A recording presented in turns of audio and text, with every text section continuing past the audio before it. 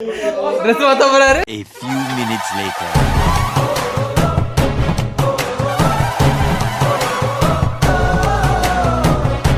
ஆளை பார்த்தா டம்மி பீஸா இருக்க, பயங்கரமான ஆளா இருக்கேடா. A few inches later. பாவம் மனுஷன் இவரே சார்த்து வராரு. டம்மி பாவா. ஒத்த வீடியோக்கு எவ்வளவு கஷ்டப்படுறாப்ல. இப்படி சோறு திங்கிறக்கு எவ்வளவு மானம் கட்டு போய் தெரிய வேண்டியிருக்கு தெரியுமா? வசந்த் அண்ட் கோ காலம் இந்தியாவின் நம்பர் 1 டீலர் வசந்த் அண்ட் கோ. ஏன்டா வசந்த் அண்ட் கோ ஓனர் மாதிரி திரும்புறேன்? இப்ப டேக் 2 டாட் ரிமூவல் பத்தி இப்ப பேசறாரு. அதனால தான் சட்டையெல்லாம் மாத்தி வந்திருக்கோம். ஆமா சட்டை மாத்திக்காப்ல. இதெல்லாம் ஒரு பெருமையா பாஸ்? எனக்கு பெருமடா எருமை. ஏய் நீ சட்டை மாத்தலையடா? நான் தான் டேக் 2 சட்டையில சொல்றேன். கொண்டே போறதுக்கு பாஸ். ஓ அப்படியா விஷயம்? ஓகே. ஹலோ गाइस வணக்கம். இப்போ நம்ம முன்னாடி வீடியோல பாத்தீங்கன்னா டாட்டூ கவரை பத்தி பேசணும். அதாவது லவ்வரோட பேரை எப்படி மாத்துறோம்ன்றது.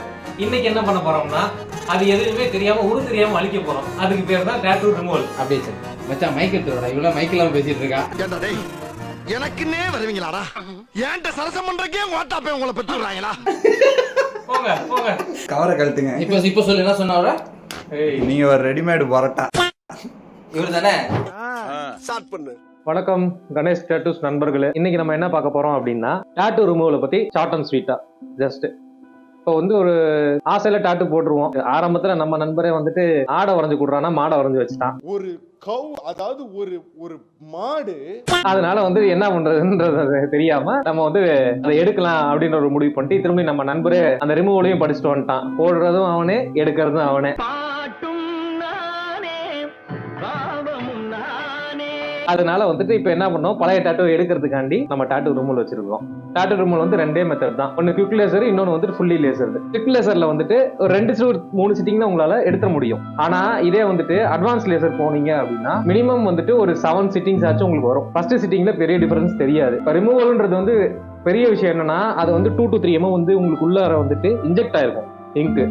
அதை ரிமூவ் பண்றதுக்கு டைம் ஆகும். இப்போ ஃபர்ஸ்ட் டைம் நம்ம என்ன பண்றோம்னா ஊசியை வச்சு குத்தி நம்ம அந்த ரிங்க் எடுக்கிறது தான் ப்ராசஸ்.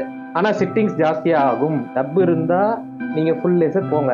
டப் கம்மியா இருக்குது அப்படின்னா நீங்க குவிக் லேசரே போங்க. ஆனா ஒரு 45 days 50 days ஆகும் அந்த காயம் ஆறுறதுக்கு. அந்த காயம் ஆறிட்ட பிறகு நீங்க ஒரு 3 சிட்டிங்கும் 4 சிட்டிங்லயும் குவிக் லேசர்லயும் 7 to 10 சிட்டிங்ஸ் லேசர்லயும் ஃபுல்லி ஆட்டோமேட்டிக் லேசர்லயும் உங்களுக்கு போகும்.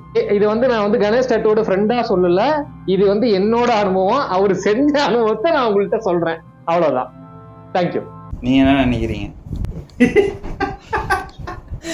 நம்மளுக்கு பேச வராது. எனக்கு பேச வராது. அவன் தான் நல்லா பேசுவான்.